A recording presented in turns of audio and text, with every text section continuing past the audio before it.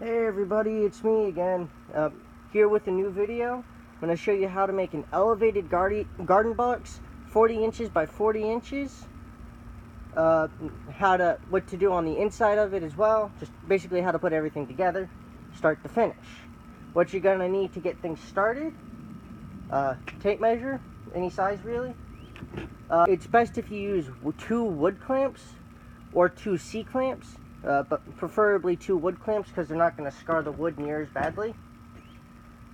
Speed square, any size, or any size bigger than this or this size will work.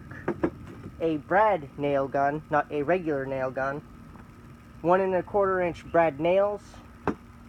1 1/2 inch brad nails. Vice grips or pliers for pulling the brad nails that miss or bend, because there will be at least one while building this box that will need to come out. 1 to 2 pencils or Sharpies, a skill saw, and a table saw.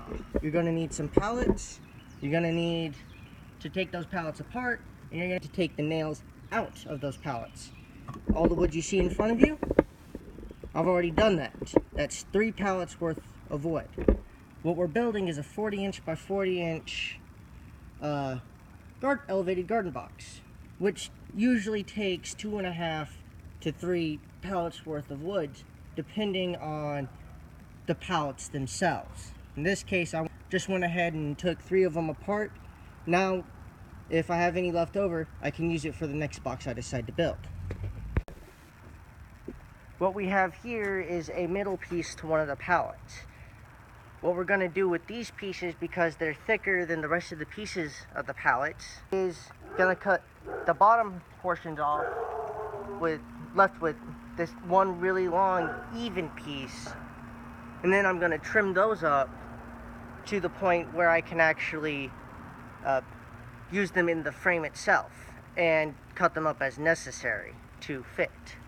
You're going to want 3 of them because these are only 48 inches each. You're going to need 4 of them at 40 inches and 4 of them at 39.5, depending on how thick the pieces are that you're left with. The size will vary, so make sure you take your measurements.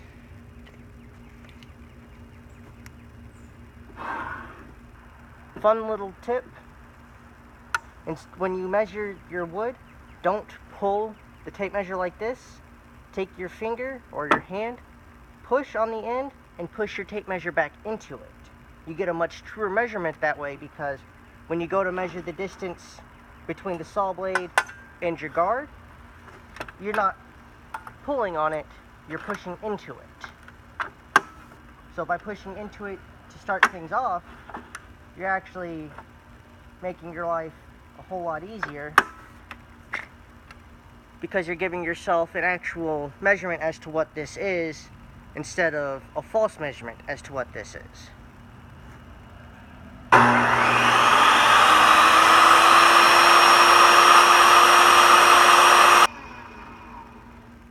So that's mostly done. I'm going to run it through one more time, but first I'm going to take not even a full saw blade off, because I just want to smooth this out, because if you can see, there's a bunch of pieces that are standing up.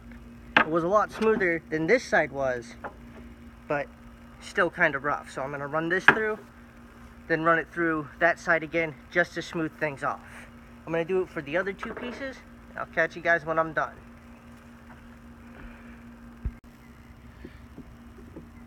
And I'm done with this portion, guys. You might not be able to tell, but each of these pieces is just ever so slightly different from each other. This one's a little smaller, this one's a little bigger, and this one I think is actually right where I wanted it to be. But I'm not going to mess with them much more than this. What I'm going to do now is measure across this way and across this way and cut them down the middle in both directions. And then I got to do separate measurements for each of them, because like I said, each one is different. unless you're just a stickler for perfect numbers. That's the best way to do it, to make do with it, and it actually ends up turning out pretty nice. So, fun little tip, or fast little tip, if you ever end up cutting down the middle of the wood and it's not quite the middle you thought it was, take the smaller piece, in this case the top piece I'm showing you, use it for your new measurement and trim the larger piece down to size. That way you don't have to go through the trouble of cutting up another piece of wood, and you still have usable pieces of wood. Anyway, catch you guys later. So what we're doing now is, now that I've got all these pieces cut, this pile here will be 40 inches. After that, I'm going to put them side by side like that, measure the difference, and cut this other pile to match for these two. In this case, I take these two and cut for these two and cut for these two. Do stuff like that. And in case I screw something up, I've got a third board already ready to be split in half both directions to get spare pieces out of. So with that, I'll get to it. So for this part here, you're going to want a speed square to help keep things straight, and the skill saw, because as much as you're cutting off, the table saw gets just a little too awkward to work around, and you're more likely to cut yourself. By using the skill saw with speed square, you're far less likely to cut yourself, and you get just as accurate cut over this short distance as you do the longer cut on the table saw.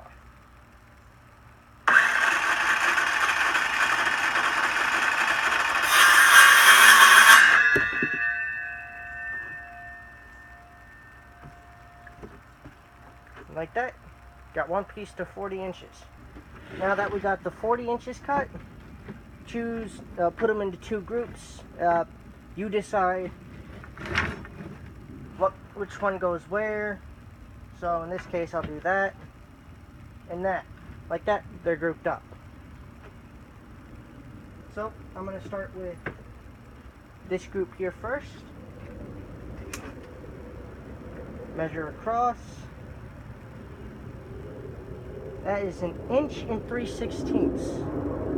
Now that we know the width of these two together, all I need to do is subtract 1 3/16 inches from, say, these two here.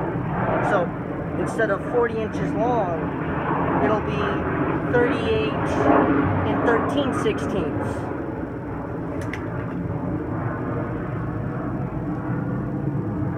Which, if done properly, will give us an almost perfect square.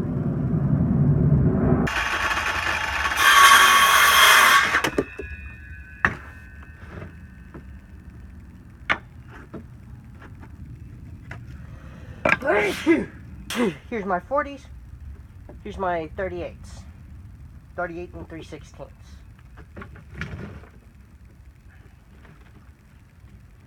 So make sure you have enough room to do this, otherwise everything just gets really congested. Take your 40s, spread them out, and this is where you're going to want your brad nailer.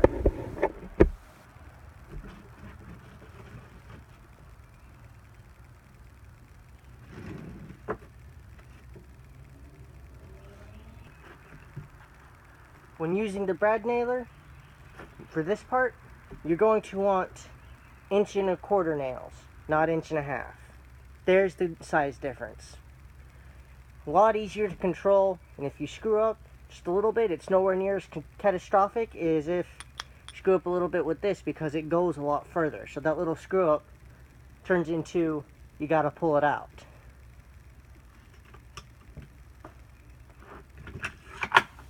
Now, before you start nailing just all over the place where you think it looks square, take your speed square, bump it up to this piece here, slide it across, And as you can see currently,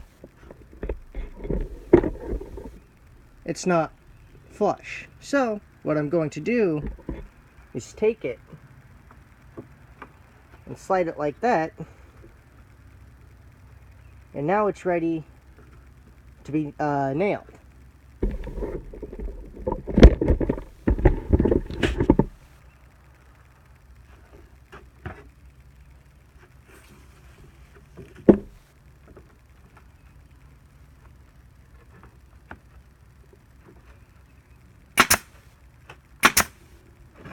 Just 2 nails per side should do it. Rinse and repeat for the remaining 3 corners.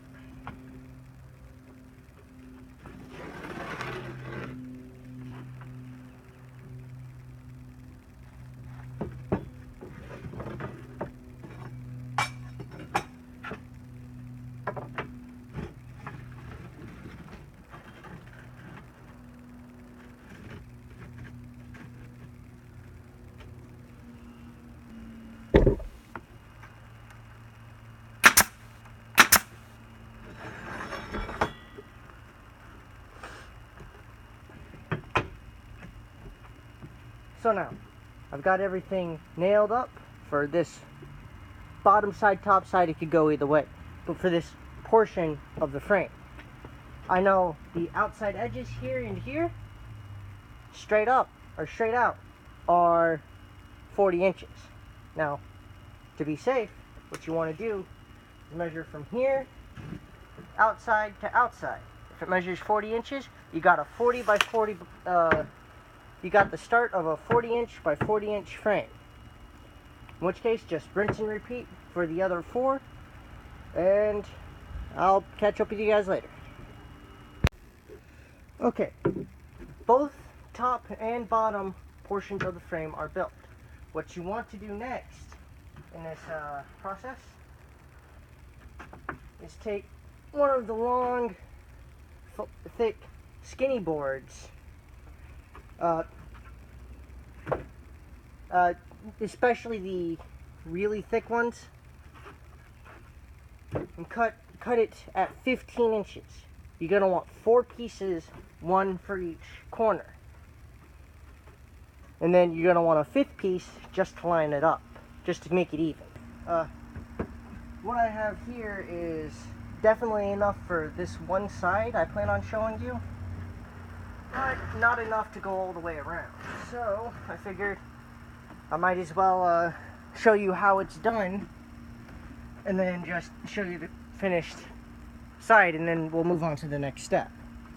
Anyway, what you need for this step is your brad nailer with 1 1/4 inch brad nails in it, a long level or some other long form of straight edge.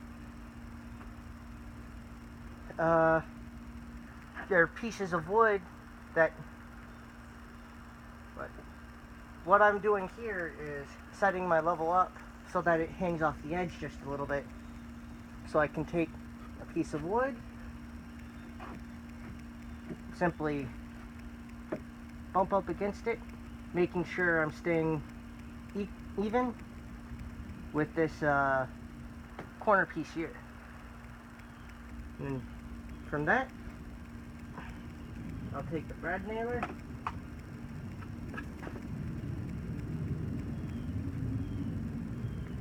and put a few nails in it to hold it in place. The main reason you want this level is because it'll stretch all the way across from one corner piece to the other, which means if you just take the pieces you're putting on here and bump up against it, all your pieces, whether or not they're level at the bottom is irrelevant, will be level along the top, which will make the next step phenomenally easy. Anyway, that's how you get it started. 3 in the top, run it down the side, biting into the corner piece, a feel around, make sure you haven't missed anything. Because of how it's done, 3 in the middle. You only need 2 there because the next one, the last one, goes there. And like that, the corner piece on this side is done. All you got to do from this point on,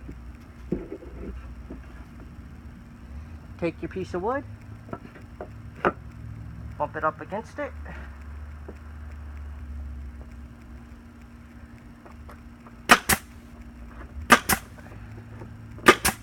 and nail.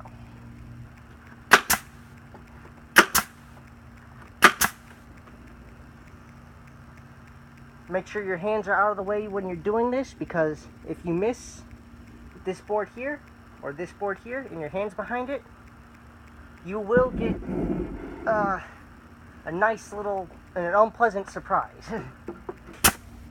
But basically, just be safe when doing this.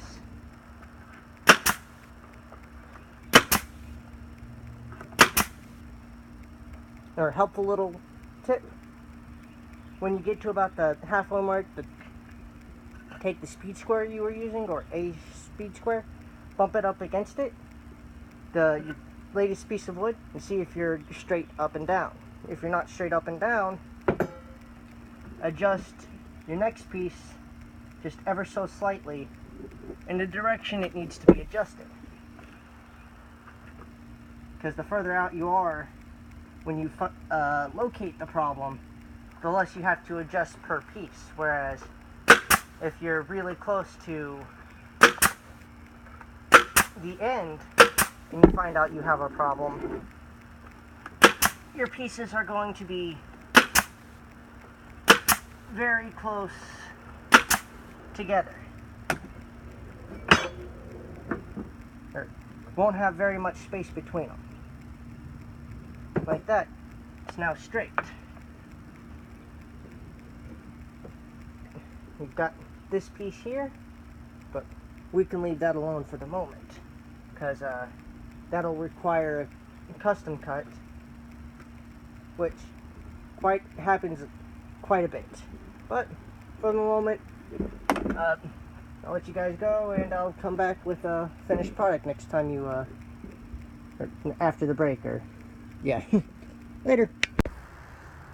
Hey guys, I'm back before the box is completed, just to show you what to do when you end up with gaps like this after you've put the rest of the side in. Because chances are, when you end up with a gap like this, the wood is just ever so twisted coming this way, or going that way, whichever way you put the wood on, that you're going to have a bit of a gap. I just measured this, and it's what brought it up. This top piece here, where this piece of wood is 2.5 inches. This piece here is 1/8 of an inch shorter than the top. So you can't use a table saw for this. So what you have to do is measure the top and the bottom portion, find a piece of wood that matches the same height parameters, mark it. In this case, I marked it in such a way that I avoid this bad section here.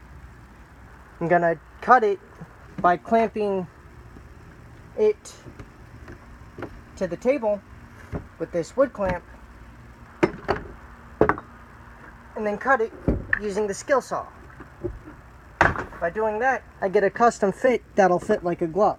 Got 2 more sides to do. That gap there, and then that corner piece there. However, sometimes you'll get a side, much like this side here, that doesn't have anything wrong with it, or missing. Everything just kind of fit right in, like building blocks. Anyway, I'll catch you guys after I'm done with this. Okay, everybody. Little tip when building these boxes: if you're doing this size, 40 by 40, and you're doing how I'm showing, what you're gonna want to do is brace this middle section here all the way around with pieces of wood that large. It'll help with the stability, and it'll help when you put the metal on the inside to keep the wood from rotting. However, much smaller than this, say 40 by 20 or 20 by 20, don't need to worry about putting stuff in the middle because you're not going to have enough material put inside the box to worry about it. But to do this, all you have to do is take a measurement, top of the bottom row to bottom of the top row.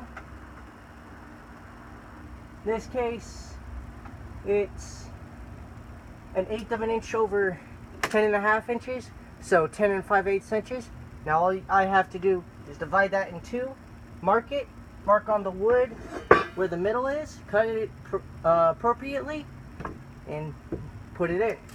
So what I'm going to do is cut 2 at 40 inches and 2 at the remaining inches, but instead of going long, long, short, short, I'm going to go long, long, short, short. That way it'll help with the stability as well, because not everything is going one way. It'll have to pull in multiple directions to come apart.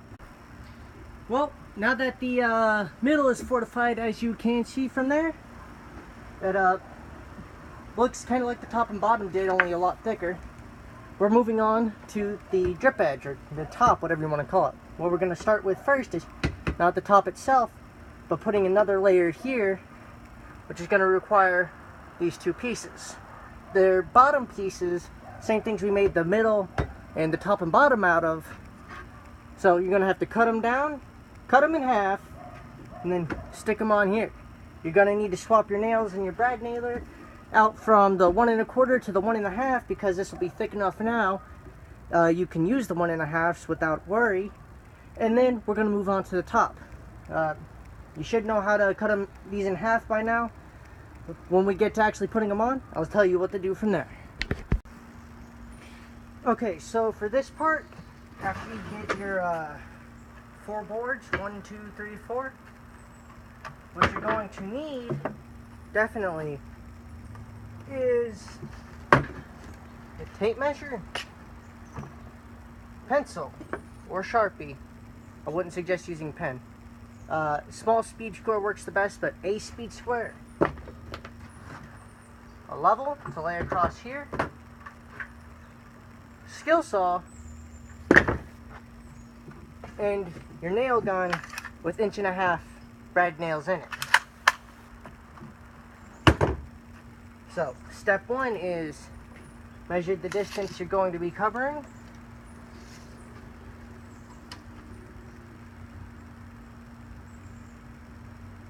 In this case, 41 5/16. So, what you want to start with is make sure your skill saw, or whatever you're using to cut with, is set to 45 degrees. You don't want it any more or any less, because then you start getting into real confusion later on.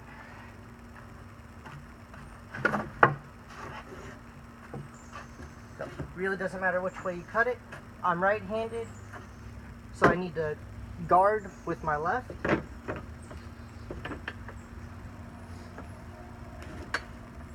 Saw close to the edge. And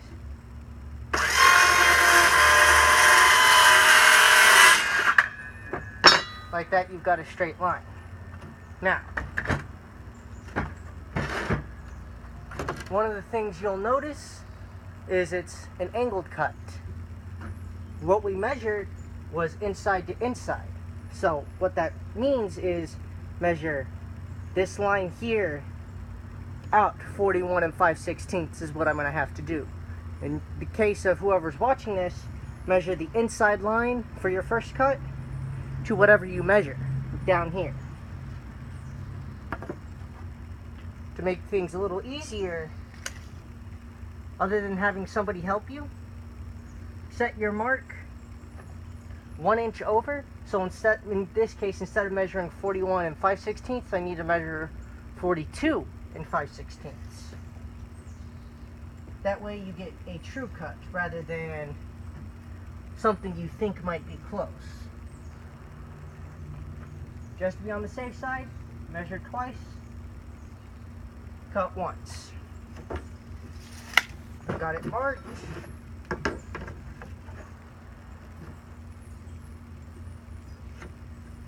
I've got the line drawn. Now to cut it. Now, for this part, you really want to make sure you're cutting it in the proper angle. If I were to cut it like that, I'd be cutting it going that way, which would not work. So I need to turn this around and cut it at that angle so it cuts in the opposite angle from the other end.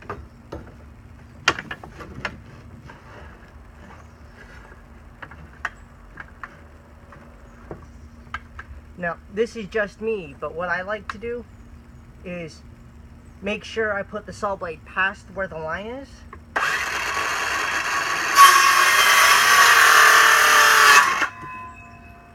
And work my way back from there. Without moving this, I know that where it is currently is past it.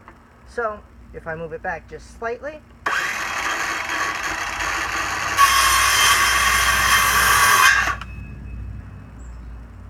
like that, I've avoided cutting it too short. And I can put this up here. This inside corner here, side, should line up with this side here.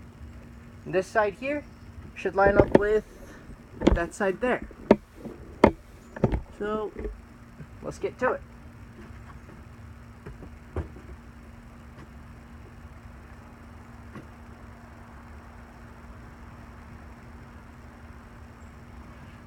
So, first thing you do is take your speed square, put it across the top, and make sure your board is level with the top side of the pieces of wood you just put on. Make sure you have your brad nailer in hand or close by, because you're going to pin it up.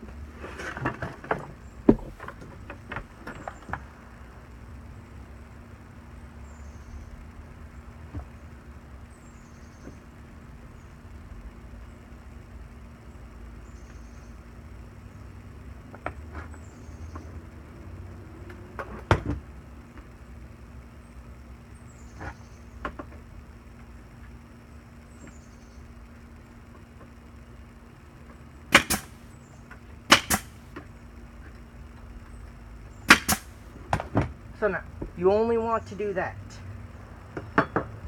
Now, take your level, lay it across. If you notice, this wood here is slightly bent. So what I'm going to do is, as I go, I'm going to take this direction because I'm going this way, which interferes with it less, and level it out as I go, which means when I level this next section, the far left side will be raised. But as I come across to the midsection, I'm going to start dropping it to that point. So if you, instead of trying to level it out all at once, if you level it out bit by bit, A, you keep it strong, and B, you make it look nice by looking somewhat straight.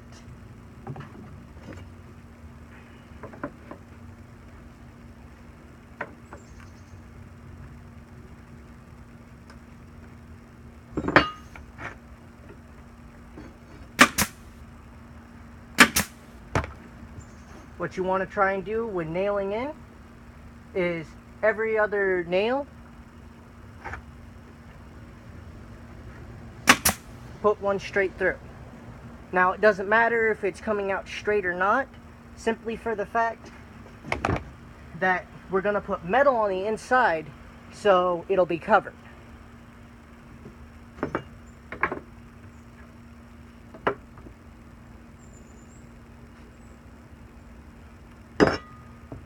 That's level. This piece of wood is big enough. So, skip that one. Put that there. Put that there. This piece of wood is big enough that you can put two in it without much work. but the smaller pieces really only need one nail in it. There's much more than that, and it's just kind of excessive. The reason why you put one in here is to keep the wood from bowing out as you go on. Because if you just put it up here, the wood would start peeling out down on the bottom side.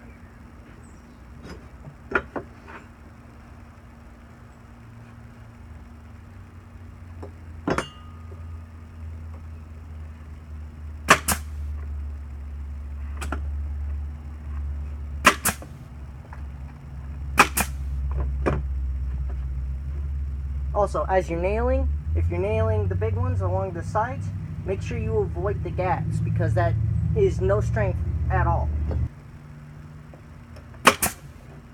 And that's how you put it up.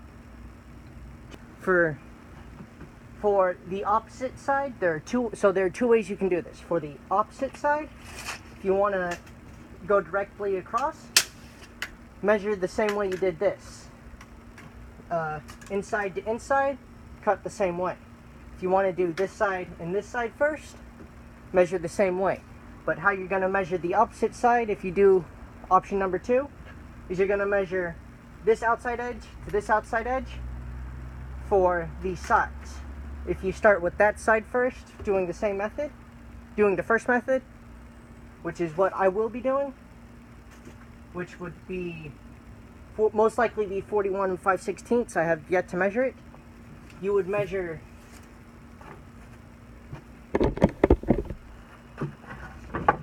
outside instead of the edge directly. So you'd measure from there to the opposite side on the outside. I'll show you what I mean when I get to it. Anyway, see you guys later. This is the other side of the box. You probably can't see it from here, but I've put this piece, the piece that goes here, on the other side already. I'm simply showing you how I prefer to do it. Like I said, you can do it doing the first 3 sides and then measuring across that way, or doing the opposite sides first and then measuring outside to outside. That's personally how I find it to be easier. So it might not be for everybody. Someone else might find it easier to do three sides the way I showed you, followed by measuring outside to outside.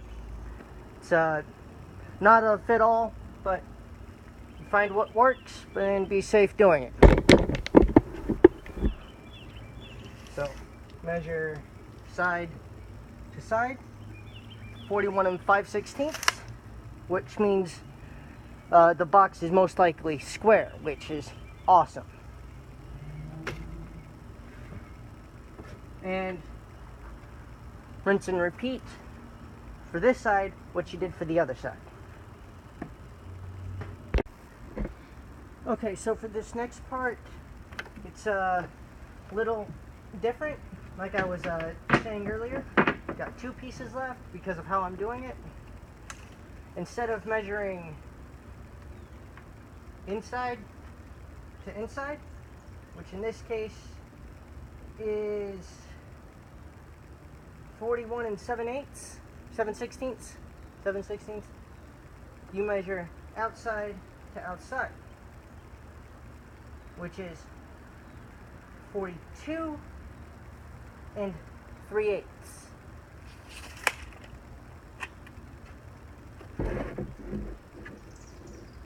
So it actually makes life a little easier because you can cut this one the same way you cut that one. But instead of measuring to the inside and cutting that way, where you mark your line is where your outside edge has to be rather than your inside edge. Hey everybody. Anyway, welcome back. We're about 2 steps away from completing this box. But that doesn't include all the smaller steps in between, like 1A, 1B, so on and so forth.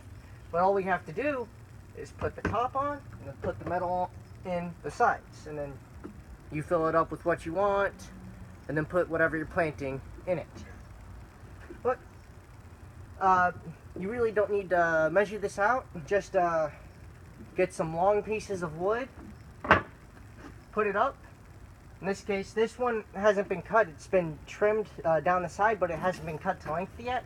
so it's hanging over. So now that's just to make sure. You want a total of 4 pieces like that. Not necessarily that close to the edge, but just hanging off a little bit. It's a lot easier to control. What you're going to do then is take a measurement one side to the other. In this case, 42 5/16. I've already done that with this piece of wood here. So what you're going to do is cut this board, the one uncut, at 42 5/16. In this case, you'd want to cut off as much of that end as possible, and then 45 it going into the wood. Line it up on the edge, and then all I have to do, make sure, take a speed square to it, make sure it's properly against the edge, and nail it down. Do that 3 more times, nailing into this part here, all the way around, and then taking nails, nailing each of the top pieces together to help increase stability. So for this step, what you're gonna need anyway, what I used was 60 inches of drip edge, the triangle metal stuff that you put on roofs. You're gonna need 4 pieces. This piece here, this is my last. I've already got one there, one there, one there. Gonna need to measure the inside of the corners all the way to the ground to the inside of the top. In this case, it was just under 15 inches, or just over 15 inches, so I cut these at 15 inches exactly, or approximately. That makes life a little easier. It helps protect the corners, and you're gonna see why we did this when we start putting that metal across the bulk of the inside.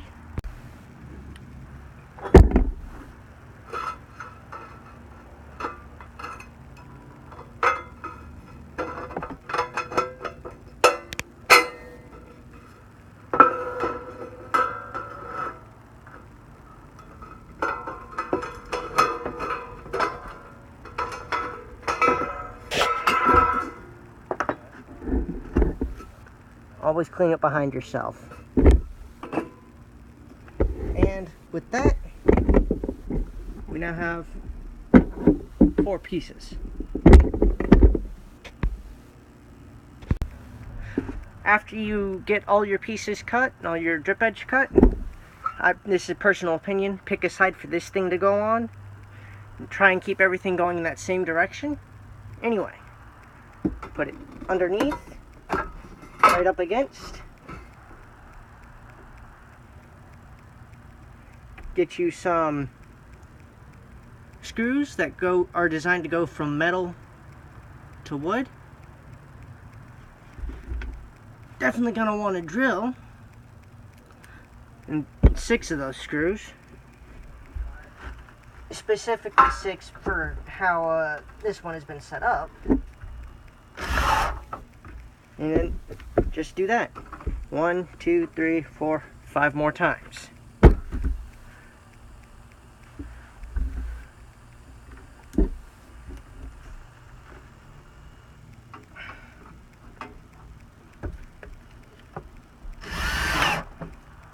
When putting this in, make sure the corner is all the way to the corner.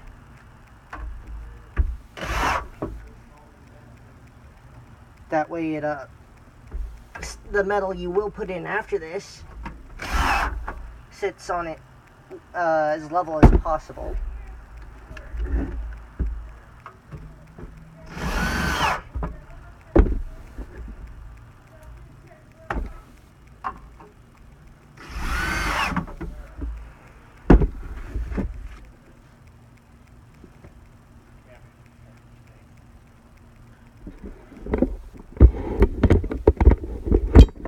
Ta-da!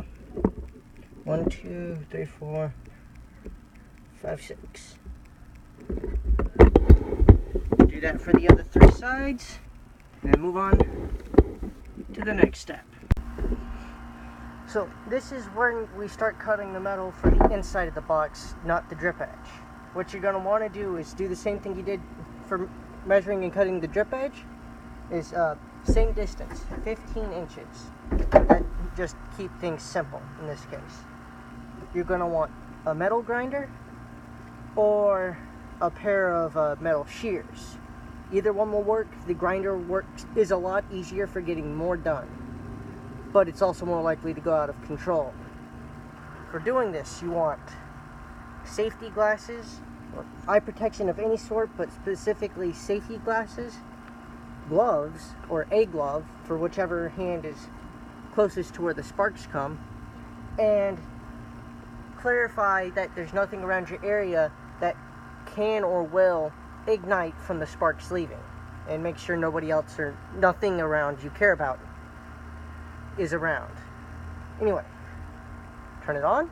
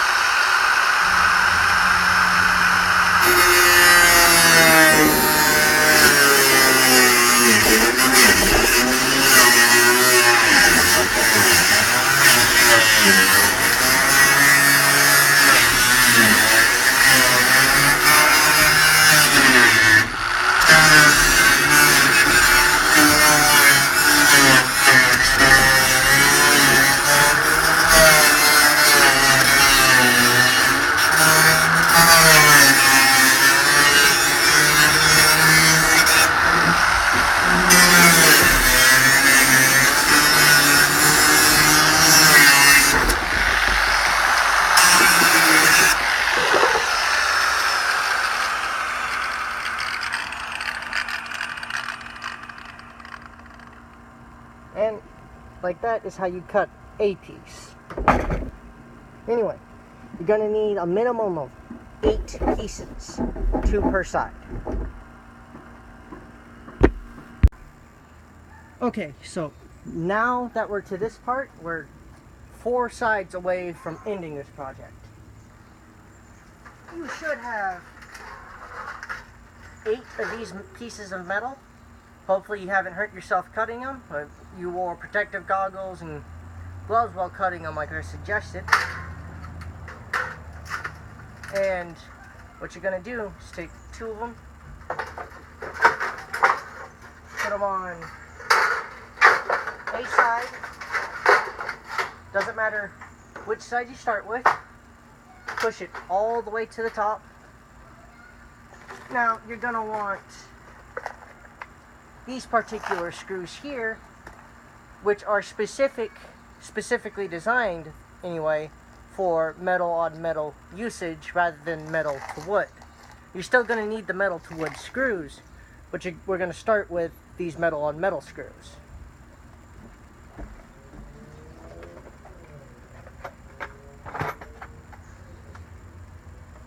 Well, make sure your pieces of metal are pushed all the way to the top. They don't have to go all the way side to side. You just have to make sure the pieces of metal you're putting on cover the drip edge, or at least touch it.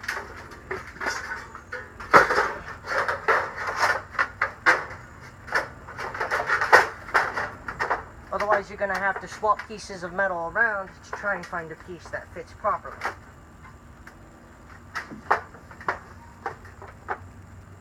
Line up your screws with the wooden braces. Do one here, one there on this side, then on the other side, and then same for the middle. Right here where this piece ends, gonna want to do one there, one there, one there.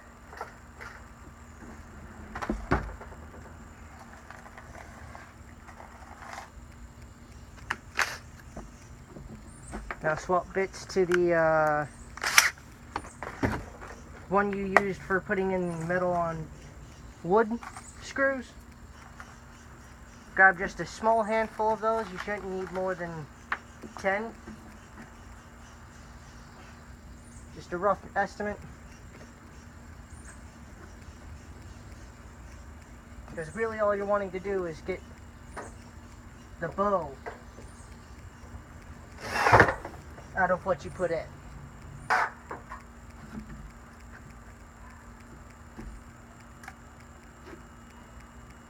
Like that, you got a side done. Repeat that process for the 3 remaining sides. Put it on the ground and fill it up with whatever flowering or fruiting plant you want. Well, that's completed, folks. Got the metal there all the way around. And what that does is when you put the soil and flower and plant in there, when you start watering it, the water will slowly deteriorate the wood. But with this metal, it prevents it and keeps the water going straight down. So the box will stand a lot longer. It also gives it that extra bit of stability. Anyway, if you like the video, please make sure to leave a rate, like, a comment, and most importantly, subscribe. It helps more than you think. Have a good day, all.